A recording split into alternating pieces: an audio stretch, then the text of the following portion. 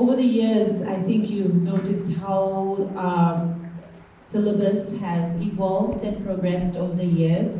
And that is one of the marking qualities about Trinity, that it is innovative, it is modern, and it is also refreshing. I think that is the review that a lot of people around the world are giving.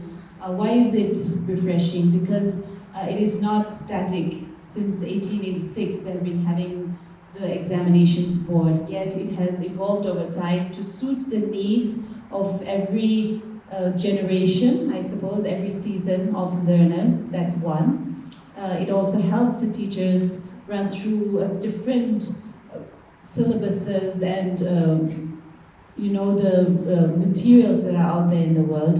It is also innovative because it has continued to evolve and change and deal with different learners, people of different backgrounds, and how people learn in different generations. And so, as we would have noticed over the years, how after COVID as well, and now with the digital exams and other products that Trinity will be giving you, is very innovative, and in comparison to many boards, it has continued to do that. And it is just modern because it is relevant. It's something, it's an old board, you would say, but it's always reinvented itself. And so it is modern, applicable, and relevant in our 21st century with all the programs it provides. So be excited because we're part of a global community that is the leading in music education, as well as providing skills and assessment tests for the subjects that we will be mentioning today, which are English as well as com skills and drama. Utmost importance for us to understand the need to recognize the contribution of teachers. Teachers all over our country, I won't talk about the world because I don't know too many teachers all over the world. Let's talk about our country, are mostly under quite difficult circumstances. Music is not a subject that's part of the school curriculum like it is in other parts of the world. Music is more of a hobby, a co-curricular activity, and it becomes the teacher's commitment and responsibility to nurture music education and slowly develop it, allow the love for music to grow in the student. And every teacher at every point of time is being creative in their endeavor to achieve this goal. Because the same process may not work across all students. I hope you agree with me because most of you are teachers. So different students respond differently to different kinds of stimulus. But at the end of the day you find that the student is playing a piece beautifully from the heart and communicating well, that is where the teacher gets his or her ultimate satisfaction. There's a beautiful song sung by John Denver. Some of you may have heard it. Now, I come from a very long age, so I don't know much about current songs. But this song, the words are beautiful. But it talks about a garden. So it says, inch by inch, row by row, and he's watching his garden grow. So if we have 5 or 10 students, they are all like little plants. And when this come to us at that very tender age, 6 years or 7 years of age, we have one member in the audience here who's probably around that age, looking very serious, too serious for my liking. And I think she knows I'm talking about her. But when they come in, they know nothing about music, and it is the teacher who is helping them grow inch by inch. And it is the teacher's garden that starts blossoming through the teacher's effort, commitment, innovative thinking, and passion. which is why from the Trinity end, we need to tell teachers what precious work they are doing and how much we are grateful for the work that they are doing. That's what we are here to celebrate today. So we'll have a session with Dale where he's going to introduce us to subjects which have not really taken off in this part of the country as yet. People are not fully aware of the existence of Trinity assessments in those subjects. And then at a point of time, we'll have a breakout session with music teachers where I'm going to tell them a little about the current developments in music and related fields that are happening at Trinity. Processes that are under development, processes that have already been developed and will be handed over soon. We'll talk about that.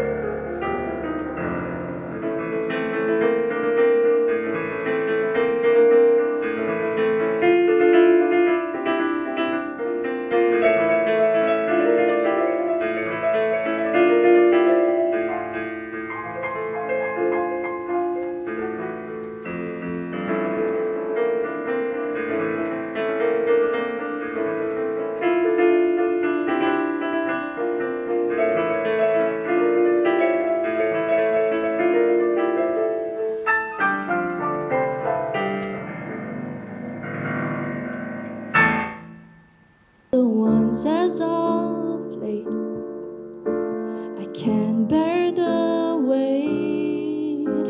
The rain won't stop pouring out my window pane, and I haven't left my bedroom in 76 days. I wish something would change, 'cause I'm losing faith. So I brought it up in a desperate prayer. Lord, why are you keeping me here? Then he said to me, child, I'm planting seeds. I'm a good God and I have a good plan. So trust that I'm holding a watering can, so I can have peace. 'Cause flowers grow in the valley. I know Kyo kept mentioning that, so I believe, firstly, this is the 16th year for Trinity in Nagaland, all right? But in India, we've been here since 1881, and the board has started in 1872. So as you can see, we have a very rich history within the context of India. And today, everybody talks about developing transferable skills and soft skills, whereas we've been doing it through the subjects that we already do for a very, very long time. Let me give you an example of what I mean by skill. So for instance, when one plays piano, the ability to not just add touch, which in a very English word would mean feeling, all right, or the mood or the nuance, okay, which can then be applied to a level of concentration in the real world.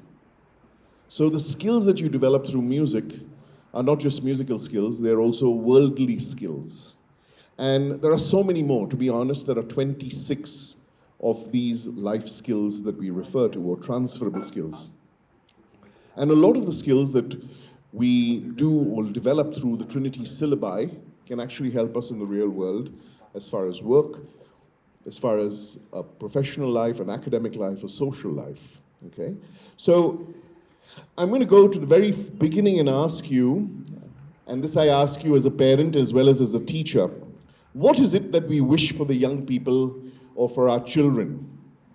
By the way, my session, please feel free to stand up on the chair and answer also if you want to. We're not formal. I know that amongst the whole of India, you are the most well-behaved, all right? But please don't let that pass off for not being participative, all right? So please feel free to chat and ask questions and answer and shout out and whatever. So I'm going back to my question. What is it, if you had to ask for 4 things that you think children should be gifted or given or learned or taught, what would those 4 things be? Start at the very smallest ages. Children of, let's say, 3 years to 10 years, what do you think they should be taught? Language, that's very interesting. Okay, before language? Very true, so... And this is, of course, not meaning that music is not a language, okay, because it's also a language. Yeah, but yes, you're right, okay? But I want to give you an example, and tell me if this sounds like an example that you can understand. Imagine in a school, there are 30 children in a class, okay? Forget even 30, just take 10 children. Out of 10, 1 can sing, 1 can dance, 1 can talk, which is usually what we call talent. It's just innate, it's inborn.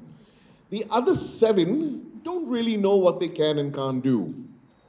Now, it's at this stage that we as teachers and parents need to nurture and nourish the children who can't do.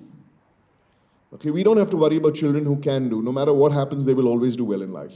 In education, we always look at the lowest denominator and say, what can we do for those? So, if imagine you are one of those 7 children, and every time there is something happening in class, and the teacher calls her, I want someone to dance, immediately she's going to look at the dancer, and look at the singer, and look at the talker, and doesn't look at the other 7. And if this happens for 10 years of your life in school, what do you think that child is going to feel after school? That I can't do any of these things. This is not me. And that is our mistake. Okay? So I want to go back and say that the first thing that we really need to inspire in children is confidence. And the reason why I say this is because when children are young, they have no fear. We have not scared them to say, no, don't do this, you will fail. Or this is bad. At this age, they're willing to try. You very nicely pointed out that language and music are 2 very important things to teach children. You're absolutely right. In fact, since many of you are teachers over here, you may have heard about a gentleman called Howard Gardner. He was one of these educators who came up with this whole theory that said that children learn not just by reading and speaking, they learn in 8 different ways. Some of them are predisposed to understanding it in music. For instance, when we learn the alphabet, we still sing the alphabet, all right, because it has a certain rhyme scheme, it has a certain memory to it, or recall value, and it's at this stage that we need to leverage all the skills or all the innate things that children are born with. Okay. This is one way of looking at it.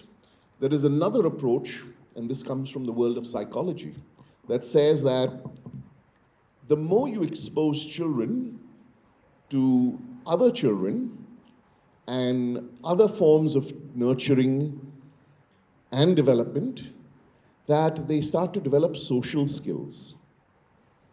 I'm sure as parents, when you had very small children, if you took them to the park, they would land up playing with another child, all right? Or at least looking at them, trying to copy them, and vice versa. And you don't have to do anything. So children inherently have social skills. Sadly, we as time goes by, start to put limitations and say, no, we people don't interact with those people, and we shouldn't be doing this, and what will the world think, and all that. But children don't understand that. Which is why in Trinity we have a program which is designed specifically for very young children. And when I say very young children, I mean children old enough to be children at heart. So we have something known as the Trinity Stars Young Performers Awards. Now, this is fun, okay?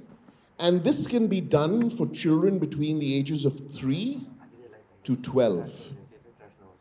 Okay? It can also be done in groups from 3 in number to 20 in number. Now, it's important to use big groups because the minute you start to do it alone, there is that pressure that eyes are on me, and what if I don't perform? But when you're in a bigger group, you don't mind getting lost in the crowd. That itself is a very therapeutic experience for a child who may not be able to do anything, but because his friend or her friend is doing it, that they will also try doing it with them. So this is something that I want to share with all of you, not just drama teachers, but particularly music teachers. Again, when it comes to this tunnel vision, as we grow older, someone says, what do you do? So you say, no, I'm a teacher. And then you say, no, I'm a music teacher. But the very broad definition of a teacher is to shape anybody in any way going forward.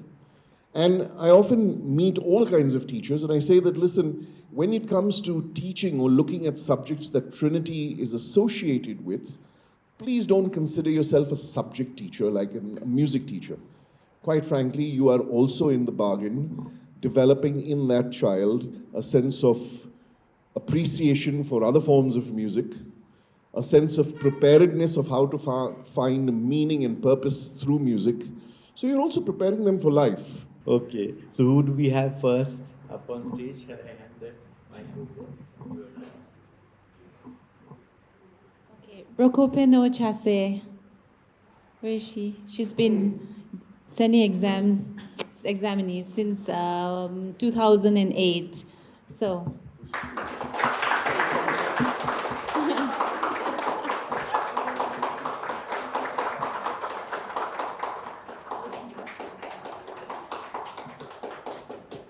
GRIO School since 2008. We thank you for your support and commitment.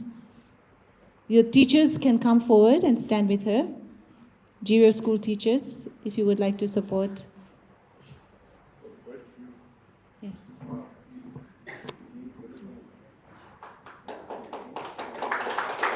Stand together. You hold it on the side.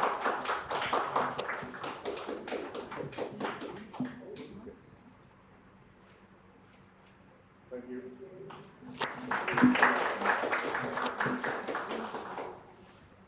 Musical offerings.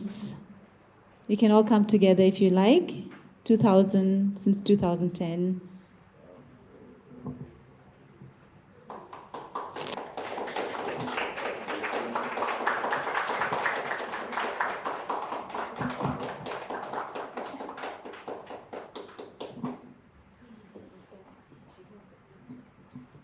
Mrs. Seno Hiso, Balada Music. Since 2010 as well. So if you notice, they're all at least 10 years been part of the community.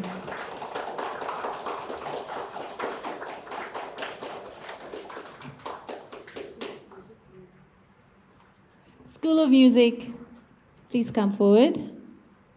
School of Music Kohima since 2011. Would you all like to come together or come on?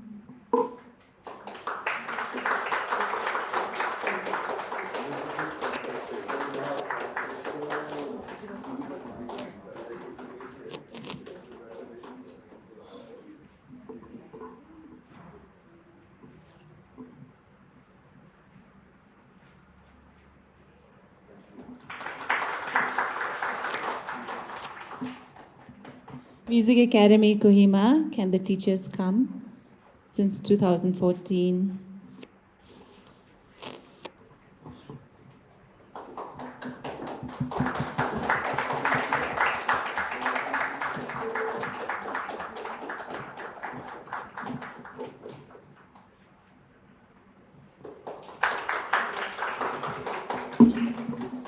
Chile Music Academy since 2014.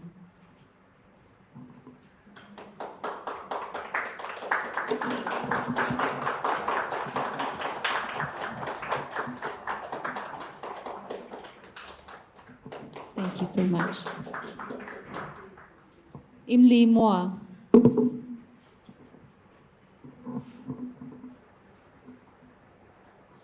Imli Moa is one of our most dedicated guitar instructors in Nagaland.